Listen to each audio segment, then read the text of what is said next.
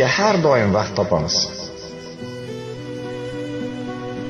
Oilasi nochorroq singlimizga har xil bahonalar bilan yordam bermaslikka harakat qilamiz, lekin xalqni ko'ziga qozon-qozon oshlar qilib ziyofat beramiz. Ota-onamizni haftada bir bora ko'rib kelishga fursat yo'q, lekin ammo ulfatlar bilan o'tirishga har doim vaqt topamiz. Nega?